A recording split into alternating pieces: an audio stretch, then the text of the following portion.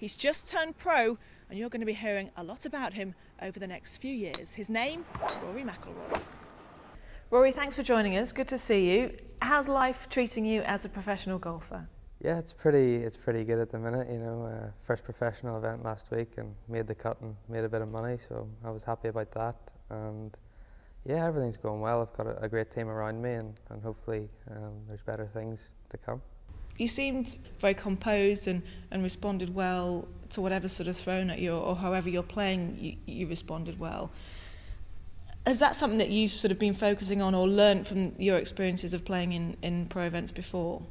Yeah, I think so. I mean, I've played a lot of pro events where I've always been sort of on the cut line when I was an amateur, and knowing just to stay patient, and you know, if you hold a couple of putts on the way in, you'll do okay. And yeah, I mean, I was on the cut line on Friday, made a couple of birdies on 16 and 17, and dropped a couple at the last, but it didn't matter. I was in for the weekend anyway. But I've always sort of had a knack for knowing when to, you know, hold big putts and stuff. It's just something I've always sort of done. I don't know how to explain it, but it's something that's always happened, and you know, I'm not really complaining.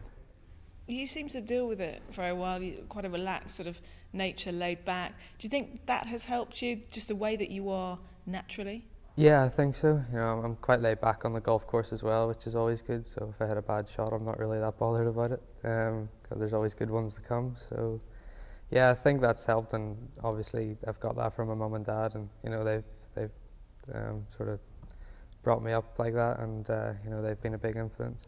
Dad's travelled with me, you know, all the amateur events and stuff, and I think he sort of said, no, he's just gonna let me get on with it. You know, he'll come to tournaments if I'm in contention in the weekend and stuff like that, but he's just gonna let me try and find my own feet, and you know, he's happy enough with that. So.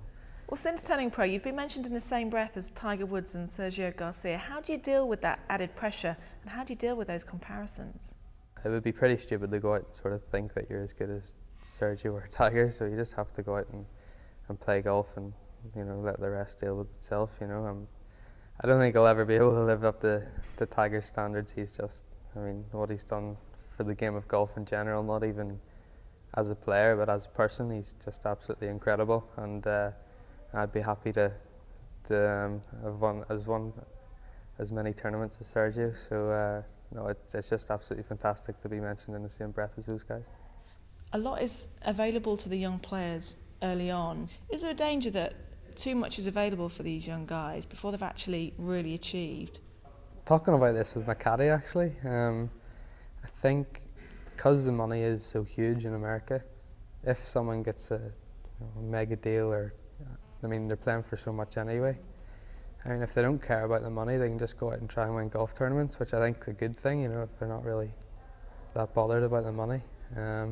Whereas you see sometimes on the European Tour, guys are happy with finishing 4th and 5th and just picking up a good paycheck, which is a bit of a shame really, because you want to go out and win as many golf tournaments as you can. For me, I just want to go out and play golf and win golf tournaments, and you know, if I do that, the money will come afterwards. So. How big an influence has Darren been on your career since you were a youngster?